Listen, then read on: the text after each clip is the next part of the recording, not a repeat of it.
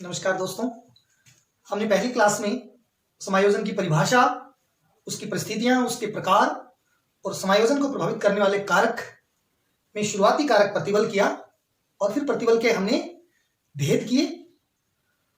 अब हम बात करेंगे समायोजन को दूषित करने वाले द्वितीय कारक की और तृतीय कारक की।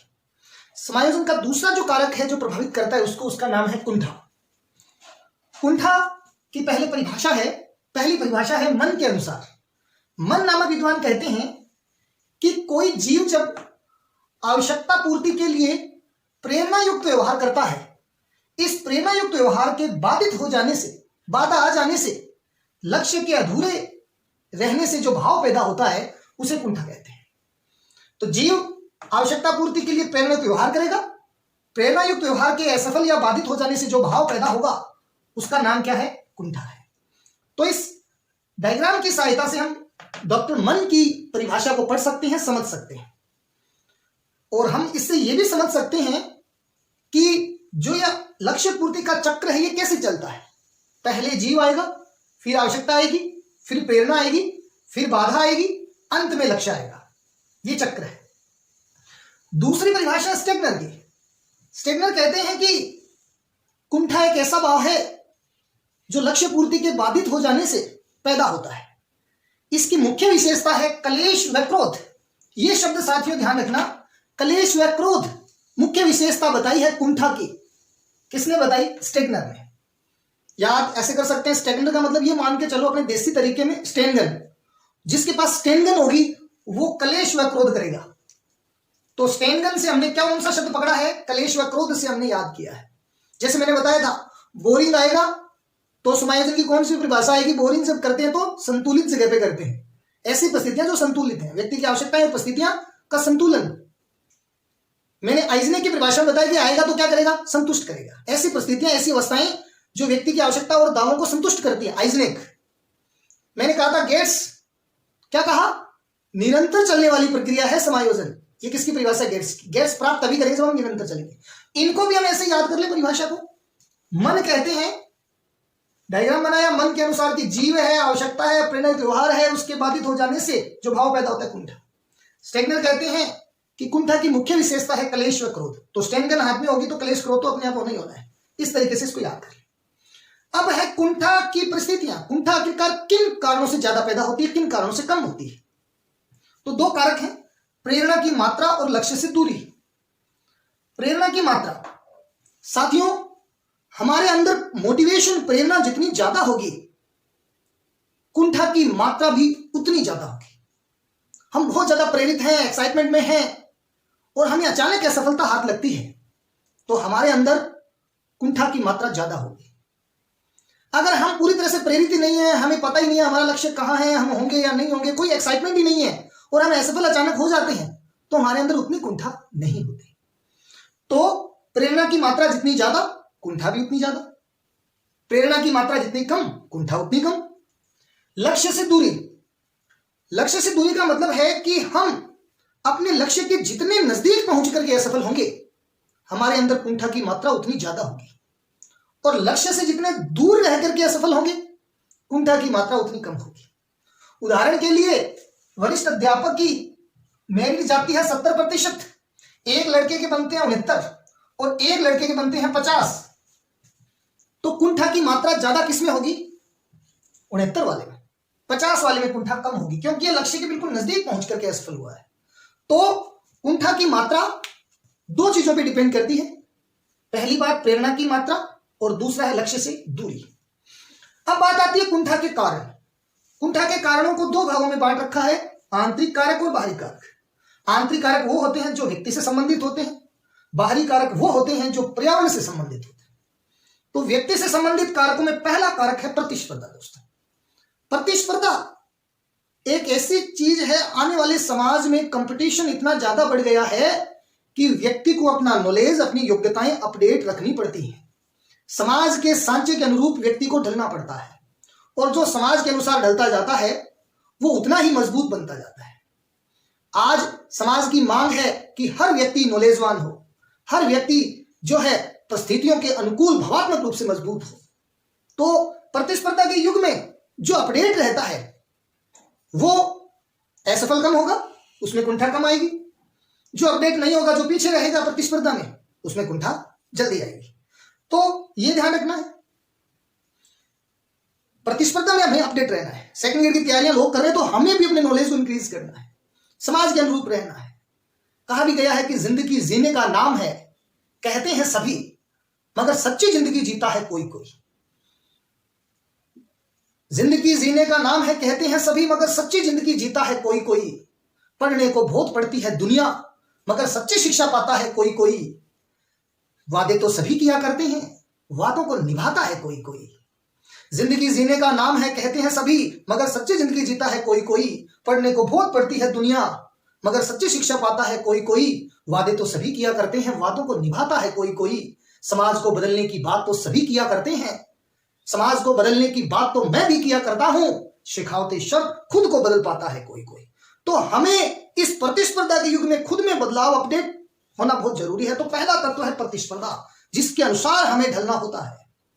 दूसरा है जन्मजात योग्यता। ऐसी अयोग्यताएं, ऐसी शारीरिक अस्वस्थताएं जो हमारे अंदर जन्म से मौजूद है, जैसे विकलांगता है, कुरूपता है, बालों का घुंघरापन है, अंधता है। ऐसे विकार जो जन्म से मौजूद है, जिनके कारण परिस्थितियों से समायोजन करने में हमें दिक्कत आती है, परेशानी आती है। शारीरिक, जन्मजात शारीरिक योग्यताएं, वो सारी की सारी योग्यताएं हमें असफलता की ओर धकेलती हैं, जिससे हमें कुंठित होना पड़ता है। तो सभी प्रकार के जन्मजात शारीरिक विकार। नैतिक आदर्श। नैतिक आदर्श का मतलब खुद के मूल्य, खुद के मानक। हमारा परिवार है, हमारे परिवार के खुद के मूल्य हैं, मानक है, आदर्श हैं, और हम उनको फॉलो करते हैं। लेकिन कई बार ऐसा होता है कि हमारे पास टारगेट्स, लक्ष्य ऐसे होते हैं जिनमें जो हमारे नैतिक मूल्यों से थोड़े अलग होते हैं, और हम हमारे नैतिक मूल्यों को त्यागना नहीं चाहते और लक्ष्य के अनुरूप व्यवहार नहीं करते, जिससे हमें असफलता हाथ लगती है, हम निराश हो जाते हैं। हमारा संयुक्त परिवार है, संस्कारों में ढला हुआ है, हम पूरी तरह से एक परिपाटी में हैं, लेकिन समाज में कंपटीशन आया, विश्व सुंदरी का, मिस इंडिया का, जिसमें विभिन्न प्रकार की प्रतियोगिताएं होती हैं, उनमें भाग लेना है। लेकिन हमारे परिवार का ऐसा सांचा है कि हम उन प्रतियोगिताओं में हमारी बेटी को नहीं भेजना चाहते। तो ऐसी स्थिति में वो हमारे नैतिक आदर्श उस ख्वाब को पूरा होने में बाधा उत्पन्न करते हैं। फिर है अंतर्द्वंद या संघर्ष। हमारे मन में आने वाले 2 प्रकार के, 3 प्रकार के विचारों का टकराहट हमें असफल बनाती है। हमें दृढ़ संकल्प होकर के एक लक्ष्य को लेकर के आगे बढ़ना चाहिए। 2 विचार, 3 विचार, 4 विचारों की उलझनों में नहीं पड़ना चाहिए। वैकेंसियां आ गई द्वितीय श्रेणी, प्रथम श्रेणी और तृतीय श्रेणी की। हमें दृढ़ संकल्प होकर के अपने ख्वाब के अनुसार किसी एक ख्वाब को चुनो, उस पर निरंतर मेहनत करो। तो हमारे विचारों में टकराहट हमारी असफलता का द्योतक है, हमारे अंदर उत्पन्न होने वाली कुंठा का द्योतक है। असंगत आवश्यकताएं। असंगत आवश्यकताएं ऐसी आवश्यकताएं हैं जो पूरी नहीं हो पाए, जो समाज के मूल्य मानकों के अनुरूप नहीं है, जो परिवार के मूल्य मानकों के अनुरूप नहीं है, वो आवश्यकताएं असंगत आवश्यकताएं हैं। एक निर्धन, एक गरीबार परिवार का लड़का या लड़की जो है, अगर पिता से आईफोन की मांग करता है और पिता आर्थिक रूप से पंगु होने के कारण वो आवश्यकता की पूर्ति नहीं कर सकते, वो आवश्यकता उस बिटिया की, उस बेटे की पूरी नहीं होती, ऐसी स्थिति में वो निराश और हताश हो सकता है। तो हमारे अंदर जो असंगत आवश्यकताएं हैं वो कुंठा उत्पन्न करती है। उच्च आकांक्षा स्तर, हाई लेवल एम्बिशंस। उच्च आकांक्षा स्तर, हमारे अंदर जितनी योग्यताएं हैं, हमारे लक्ष्य उसी के अनुरूप होने चाहिए। अगर हमारे अंदर योग्यताएं कम हैं और हम लक्ष्य बढ़ा ले लेते हैं, ऐसी स्थिति में हमारे हाथ कुंठा या निराशा लगती है। जैसे कि एक लड़का है जिसकी योग्यताएं केवल कांस्टेबल तैयारी की है, लेकिन वो टारगेट ये लेता है कि मैं आईएएस करना चाहता हूं। ऐसी स्थिति में उसका जो प्रयास होगा, पहला दूसरा प्रयास होगा, उस प्रयास में उसको असफलता हाथ लगेगी और वो कुंठित हो जाएगा।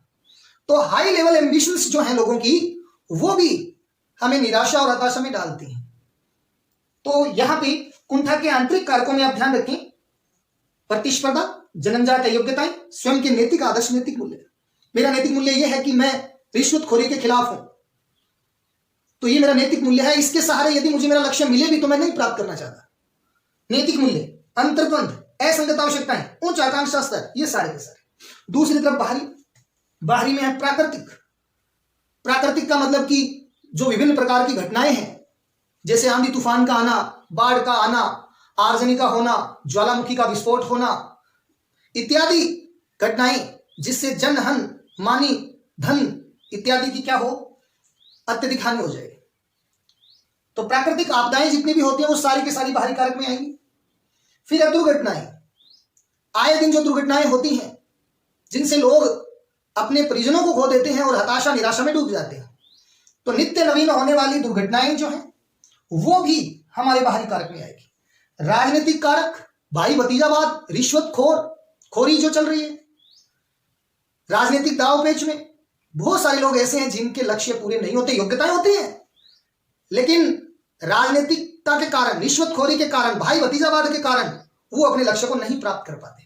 तो राजनीतिक कारक भी है। सामाजिक बाधाएं, समाज के पुराने मूल्य, मानक, अंधविश्वास, रूढ़ियां जो हमारे पैरों में बेड़ियों के समान हमें रोकती हैं। तो सामाजिक जो बाधाएं हैं, अंधविश्वास, रूढ़ियां हैं, पुराने मूल्य हैं, प्रथाएं हैं, परंपराएं हैं, वो हमें रोकती हैं, जिससे हमें लक्ष्य मिलता नहीं है, हम कुंठित होते हैं। आर्थिक कारण, धन का अभाव, हमारे पारिवारिक पृष्ठभूमि अच्छी नहीं है जिसके कारण से हम अपने लक्ष्यों को प्राप्त नहीं कर पाते। हिंदुस्तान में बहुत सारी ऐसी प्रतिभाएं हैं जो धन के अभाव में उनके ख्वाब, उनके सपने जो है दम तोड़ देते हैं। तो आर्थिक कारक भी महत्वपूर्ण कारक इसके अंतर्गत काम करता है। तो ये सारे कारक जो होते हैं ये बाहरी कारक होते हैं, हमें इनका भी ध्यान रखना है, बाहरी में और आंतरिक में इनका ध्यान रखना है। अब हम बात करेंगे हमारा सेकंड अंतर्द्वंद, जिसको हम दूसरा जो नाम है हम ध्यान रखेंगे संघर्ष भी कह सकते हैं। जैसे कि कुंठा को हमने किया था भगननाशा, निराश्य, है ना, वैसे ही कन्फ्लिक्ट शब्द कन्फ्लिक्टस से बना है जिसका मतलब होता है टकराना, अर्थात दो या दो से अधिक विचारों, भावनाओं, प्रेरणाओं का आपस में टकराना क्या कहलाता है, अंतर्द्वंद कहलाता है। हमारे मन में दो विचार आए, दो भावनाएं आई, दो प्रेरणाएं आई, वो आपस में टकरा गई, जिनमें से एक की पूर्ति हुई, एक की नहीं हुई, हमारे अंदर अंतर्द्वंद पैदा हुआ। तो विचारों का टकराना अंतर्द्वंद है। इस अंतर्द्वंद को विद्वानों ने अलग अलग रूपों में परिभाषित किया है। अब हम इसी तरीके से इनको याद करने की कोशिश करेंगे। फ्राइड कहते हैं कि अंतर्द्वंद जो होता है वो इदम अहम परा अहम के आपस में टकराने से पैदा होता है, आपस में असंतुलन से पैदा होता है। तो इदम अहम परा अहम ये शब्द किसके दिए, फ्राइड के। तो ऐसी कोई परिभाषा आएगी कि इदम अहम परा अहम के टकराने से अंतर्द्वंद पैदा होते हैं, तो किसने परिभाषा दी है, फ्राइड ने। बहुत ही आसान है। डगलस व होलेंड कहते हैं कि अंतर्द्वंद जो है वो एक कष्टदायक संवेगात्मक दशा है। कष्टदायक संवेगात्मक दशा का नाम अंतर्द्वंद है। ये बात कही है डगलस और होलेंड ने। इसको याद करने का इजी तरीका ये हो सकता है कि डगलस का मतलब आप ये समझोगे डगड़ो, और डगड़ो जब मारा जाए क्या होगा, कष्ट होगा। तो कष्टदायक संवेगात्मक दशा का नाम किसने दिया, डगलस ने दिया। डगलस होलेंड को ऐसे याद कर लो। इदम एम्पराम, ये बात आ गई, राइट। अब है crow and crow. Crow and crow कहते हैं कि अंतर्द्वंद ऐसी शक्तियां होती हैं, ऐसी शक्तियों का सामना करना व्यक्ति के द्वारा जो उसकी रुचियों, विचारों, भावनाओं के विपरीत हो।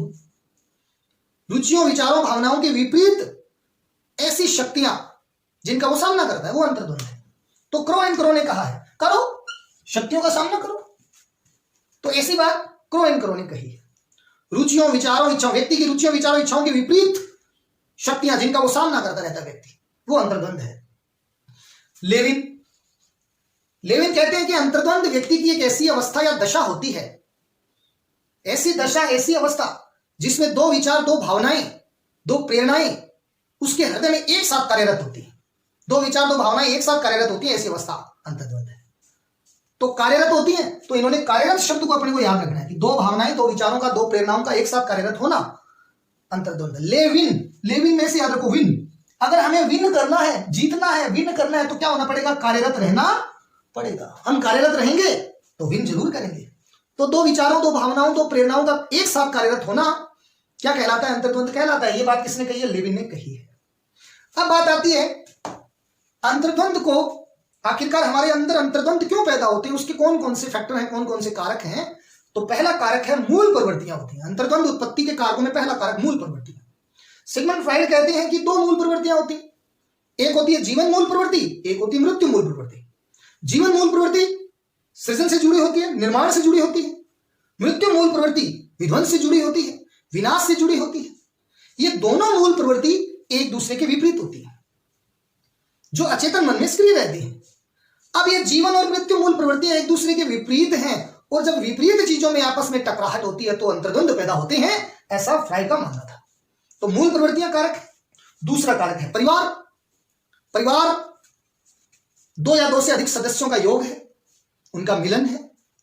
और जब परिवार के सदस्य जो अलग अलग विचारों वाले, भावनाओं वाले जब एक समूह में रहते हैं तो उनके विचार, भावनाएं जो होती हैं वो अलग अलग होती हैं, रुचियां अलग होती हैं उनकी। लड़का बड़ा हुआ, दादाजी ने कहा बेटा तुझे फुटबॉल खेलना है, मां ने कहा नहीं तुझे बैडमिंटन खेलना है, पिता ने कहा नहीं बेटे तुझे ड्राइंग करनी है, बड़े भाई ने कहा नहीं भाई तुझे एक अच्छा लेखक बनना है। अब इतने सारे विचार आए, लड़का अंतर्द्वंद में हो गया कि मैं किसका कहना मानूं, दादाजी का मानूं, मां का मानूं, पिता का मानूं, बड़े भाई का मानूं। तो परिवार में अलग अलग व्यक्तिगत योग्यताओं वाले लोग होते हैं, रुचियों इच्छाओं वाले लोग होते हैं, जो अंतर्द्वंद को उत्पन्न करने में योगदान देते हैं। संस्कृति, प्रत्येक समाज की अपनी खुद की एक ढांचा है, अपनी खुद की परंपराएं, प्रथाएं, मानक, आदर्श, मूल्य हैं, और हर समाज की अपनी खुद की अलग अलग संस्कृति है।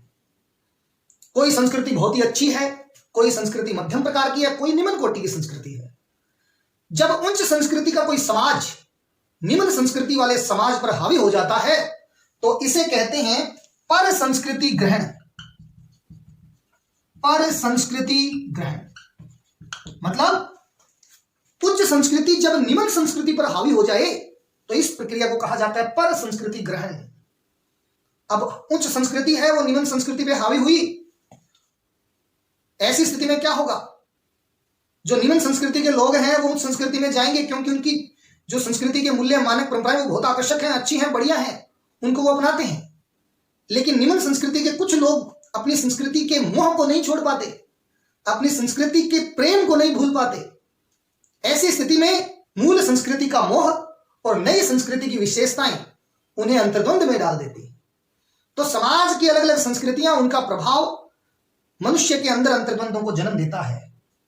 असफलताएं, व्यक्ति को नित्य मिलने वाली असफलताएं उसकी अनेक जो विकल्प हैं उनको अवरुद्ध कर देती है, उनको बंद कर देती है। जब अवरुद्ध बंद होते हैं तो व्यक्ति अनेक मार्ग खोजने लग जाता है और अंतर्द्वंदों में पड़ जाता है। तीव्र प्रतिबल परिस्थितियां, अत्यधिक तनाव वाली परिस्थितियां जो होती हैं, ये व्यक्ति को अंतर्द्वंद रूपी मानसिक विकार पैदा करने में सहायक होती हैं। क्योंकि जब तीव्र प्रतिबल हमारे अंदर होता है तो हमारा व्यक्तित्व मनस्तापी हो जाता है। जैसे मैंने पिछली क्लास में बताया था, तीव्र प्रतिबल में व्यक्तित्व मनस्तापी होने से विकार उत्पन्न होते हैं, जिनमें ये ऐसे विकार उत्पन्न हो जाते हैं, अंतर्द्वंद पैदा हो सकते हैं हमारे विचार मन में। तो हमने इस क्लास के अंदर कुंठा और अंतर्द्वंद को पढ़ा है, अंतर्द्वंद के कारक, कुंठा के कारकों को समझा है, परिभाषाओं को हमने समझा है। अगली क्लास के अंदर हम जो है इससे आगे जो चैप्टर, अंतिम जो चैप्टर रहा है, जो बहुत ही महत्वपूर्ण चैप्टर है, उस पर विचार करेंगे। आप सभी मेरे चैनल पर बने रहें, ज्यादा से ज्यादा आप मुझे सब्सक्राइब करें, लाइक करें, क्योंकि इस चैनल के ऊपर मैं आप सभी के सहयोग के लिए शिक्षा मनोविज्ञान के उपयोगी से उपयोगी वीडियो अपलोड करने वाला हूं, जो आपके लिए बड़े लाभदायक होंगे। घर बैठे आप तथ्यों, आंकड़ों को, समझ को शानदार तरीके से विकसित अपने अंदर कर सकते हैं। आनंदित रहिए, खुश रहिए। Thank you.